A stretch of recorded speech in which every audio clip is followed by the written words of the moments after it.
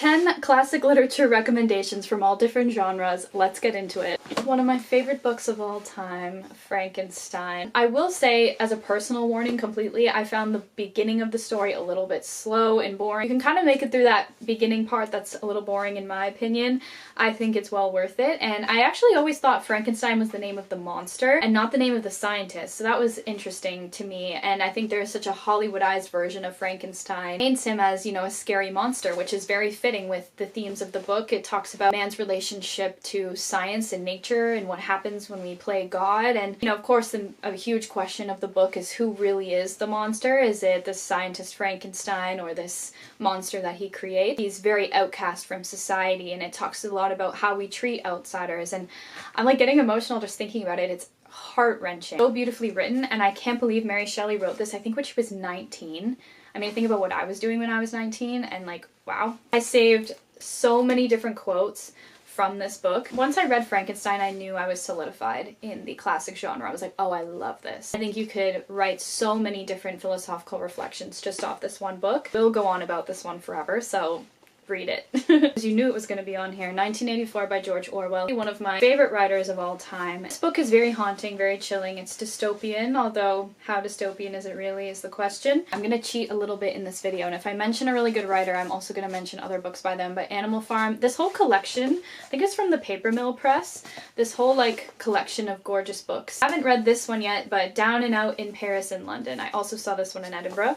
I couldn't put it down. When I got to the second half of the book, I had to know what happened. I was at work in between shows backstage just like flipping through. This book was originally written in 1949. Nowadays, in the age of technology, this book could not be more relevant. We follow our main character Winston through this dystopian society where individual thought is honestly punishable by death. They are constantly being watched by this Big Brother entity, point where the government is starting to erase language. Like they're trying to shorten words and dumb down sentences as much as humanly possible, so they don't even have a lot of words, and they're kind of stripping everyone away of the things that make them human. There's no art, and it's horrifying. Also, one of the scariest parts of this book is how the Ministry of Truth, as they're called, is erasing language and history. People can't even rely on accurate historical books. It's also just a really good story. It's suspenseful, it's chilling, there's love. If you haven't read this, I think the ending is just really good.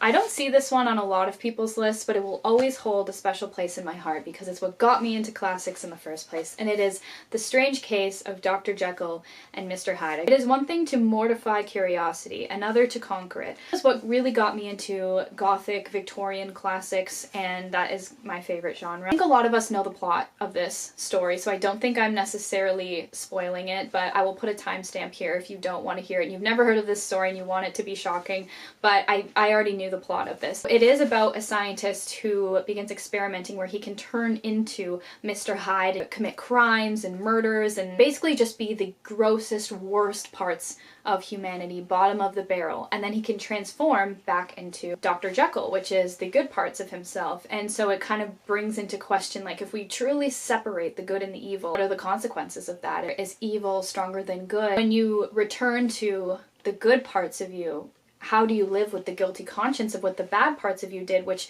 is a completely separate entity, but it's still like, how do you handle that guilt? Two natures had memory in common, but all other faculties were most unequally shared between them. Science and nature versus man, because obviously this is a very unnatural thing for the scientist to experiment with, so I think that was clearly a big theme around this time. So beautifully written. This is technically 2 books, but let's talk about letters. And let's first discuss the ethical dilemma of reading letters from the past, because these people are no longer with us. This is Franz Kafka and Virginia Woolf and Vita Sackville West's love letters.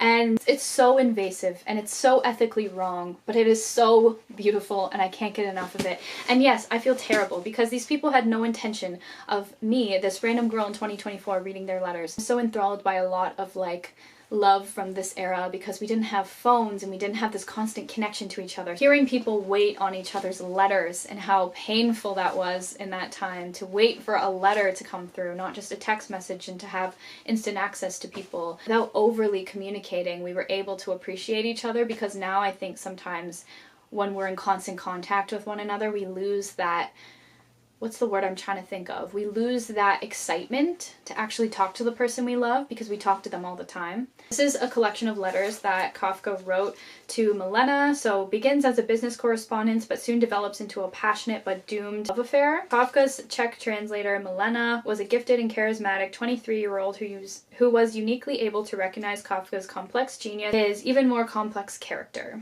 To Milena that he revealed his most intimate self and eventually entrusted his diaries for safekeeping. I have underlined, again, so much of this book. It is heart-wrenching, it's beautiful. Kafka is a genius writer. Reading about the way that he loved her and the things he admired about her and him grappling with his insomnia and trying to deal with his ill health and her ill health and just like how much he thought about her. I love a good like desperation feeling with love. Like I was waiting on your letters and then I read it and I couldn't help but read it right away. It's just, I'm personally a very like romantic, heartfelt, sentimental person, so I feel like Kafka really speaks to me. Hello, future Meg here. I accidentally lost the file where I spoke about this book, so I just wanted to quickly throw it in here that this is the letter exchange between Virginia Woolf and Vita Sackville West. At a dinner party in 1922, the writer Virginia Woolf met the author, aristocrat, and sapphic Vita Sackville West. Virginia wrote in her diary that she didn't think much of Vita's conversation, but she did think very highly of her legs. It was to be the start of almost 20 years of flirtation, friendship, and literary collaboration. And let's see if I can even just show you how much I have underlined. The way these women write to each other is incredible, and it's one of the most beautiful things I have ever read. The only critique I have is I feel like they could have maybe chosen a cooler cover, but anyways, 10 out of 10. My absolute favorite book of all time, De Profundis by Oscar Wilde. Sorry if I butchered that pronunciation, but this is the most heart-wrenching, beautifully written thing I have ever read in my life. It's actually, I have two copies. This is the beautiful copy that's on display in my room, and this is the one I actually read. I underlined almost entire pages at a time, and I will definitely reread this for the rest of my life. While imprisoned in 1895 to 1897 for gross indecency, the brilliant poet and playwright Oscar Wilde wrote a long, impassioned letter to his estranged young lover, Lord Alfred Douglas. Later published as De Profundis, Wilde's letters describe the unbearable pains and the blissful pleasures of his love, as well as his views on art, Christianity, and incarceration. And think about how isolated he was while also reflecting so much on this horrible relationship he had. If you've ever been in a very toxic relationship or in a relationship where you felt like you were giving so much more than you were getting, I think that you will relate to this. And that's why I love classics at the end of the day is, well, one of the reasons I love them is because human emotions and experiences can just be so universal. Like this was the late 1800s and I relate to this book in 2024, and that's why art and writing is just so crucial to the human existence, is because of stuff like this. I would read you quotes from this, but I will never ever stop because it is so beautifully written that I will want to read a million quotes of it to you, and I also don't think I could ever quite pick just a few. One of the scariest books of all time, The Collector by John Fowles. Much as it's haunting, and the way I would describe it is I felt claustrophobic reading it. It's about this man who's obviously mentally unwell, becomes obsessed with this woman and kidnaps her. The book is actually told from his perspective as well as hers, so it flips halfway through and then starts over from her perspective. And normally I'm picky with that kind of style of writing, but I thought it was brilliantly done here. And what I loved about it is there were so many political, philosophical debates between the captor and the victim that this book actually gives you a lot. It's not just a scary story or just a story on the psychology of people like him. Story about hope and hopelessness and the human condition and politics and the world, and it's really incredible. I think about this book probably once a week, sometimes not for the best reasons, sometimes because I'm just absolutely terrified of it, but mostly because I think it brings up a lot of interesting topics. I will not spoil the ending, but it's very good. So these two books aren't necessarily very similar, but I think from an existential standpoint, they are similar. And I know this is kind of cheating because I don't even think these are 10 books. I think it's more than 10. But we have Albert Camus' The Outsider / also sometimes called The Stranger, and Metamorphosis by Franz Kafka. I have like a weird sticky thing on here. I'm not sure.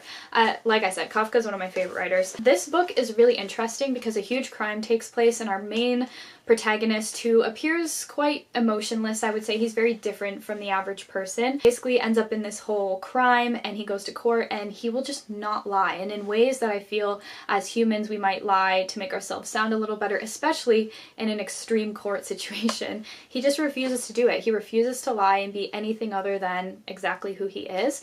And while the character is a bit cold and maybe hard to relate to, I do think the concepts that are brought up in the story are really interesting, and it's a very quick read. The way we treat people who are different from us or who display different emotions is very prevalent in this book, as well as in this book. Basically, this man turns into a bug overnight, wakes up in this like insect body, and the way his family outcasts him, the way that his workplace doesn't really care how he's doing as a human, they're just like, you're not coming into work. That's all they care about, where you kind of just feel like a number in capitalist society. The Picture of Dorian Gray by Oscar Wilde. Basically the cost of what we will do for eternal youth and beauty. Oscar Wilde's only novel is the dreamlike story of a young man who sells his soul for eternal youth and beauty.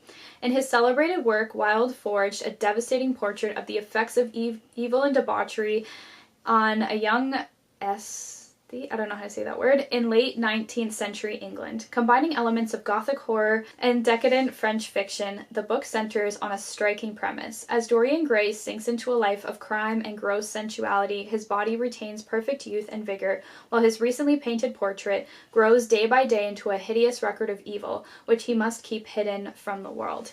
So it's a wonderful story. My only critique of it is I really dislike how the female characters are written in this book, but I also, as someone who reads a lot of classics, keeps in mind with anything that these are a product of their time. Move you back a little. I feel like the camera was really close to me. A little bit hard for me to get used to like the language and terminology when I was first starting out with classics, so maybe that I wouldn't put this first on your list if you want to get into them, because it did take me a bit just personally, but I did enjoy the story, and this had a lot more twists and turns than I was expecting. Like while I was reading it, I was actually shook a lot of the time, which I wasn't really expecting with it, so very good. This book is a classic for a reason. To Kill a Mockingbird. Of the best beloved stories of all time, To Kill a Mockingbird has been translated into more than 40 languages, sold more than 40 million copies worldwide, served as the basis for an enormously popular motion picture, and was voted one of the best novels of the 20th century by librarians across the country. A gripping, heart-wrenching, and wholly remarkable coming-of-age tale in a South poisoned by prejudice, views a world of great beauty and savage inequities through the eyes of a young girl as her father, a crusading local lawyer, risks everything to defend a black man unjustly accused of a terrible crime. This is definitely one of the best books I've ever read, and it deserves all the praise it gets.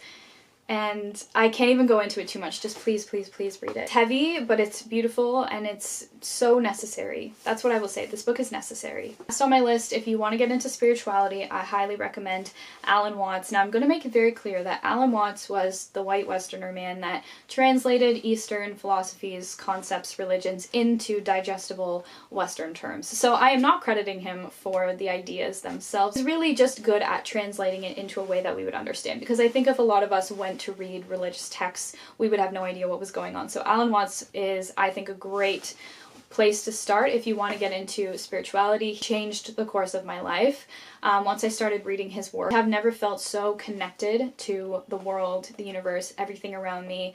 I've never felt so at peace with being human and having this human experience. This is the one I would recommend, the book on the taboo against knowing who you are.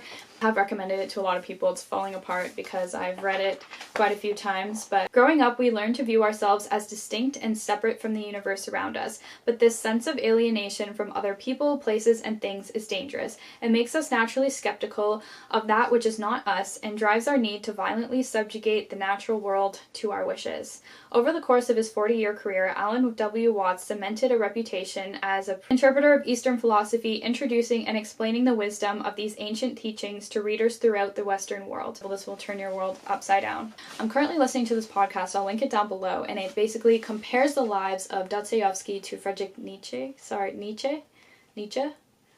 I'm so sorry, I'm not German. Heard a lot of different pronunciations. This book, Crime and Punishment, I have not read it yet. And I actually have not dove into the wonderful world of Dostoevsky. I had notes from Underground, but it got ruined in a rainstorm. It was in my bag, so I had to throw it out, which was really sad. Nietzsche discovered Dostoevsky in I think his early to mid 20s and got obsessed with his writing, but then once he hit his mid 30s, it says there's kind of a fork in the road. They were both raised similarly and had these very similar lives, but then around their mid 30s there was a fork in the road and they ended up with very different ideas about the world. So I'm very curious to see what happens. It's like a 4-hour podcast and I'm an hour and a half into it. I have a book that's called The Basic Writings of Nietzsche, which I've just started, so I'm reading that one currently, and then I think I'll dive into this one either next or after my next classics. Just wanted to throw this one out there that it's on a lot of people's lists, but I have not read it yet, so I cannot recommend it. If you're really into books and art, you can subscribe to my channel. You can also give this a thumbs up. It will help YouTube recommend it to more people who are interested in classics. I think the problem is that we are introduced to classics in high school, and I hated classics because I was reading them and I couldn't understand them, and who's going to want to read something when they don't feel like they understand it, and it just makes you feel dumb. And that to me is, I don't know, it's hard to say because of course we should know the classics that are out there from a young age, but I also think it really turns people away from it, and it kind of has the opposite effect. Rather than educating us, it makes us kind of turn away. And it's taken me many years out of high school to actually find my own love and appreciation for classics. And so if I can make people feel inspired again about classics, then I feel like I've done my job. It's just been such a great addition to my life, and it changed the course of my life, like I said, but I'll make a whole separate video on that because the story is really crazy. So subscribe if you want to hear that. Thank you for being here, and I will see you in my next video, I hope. Bye!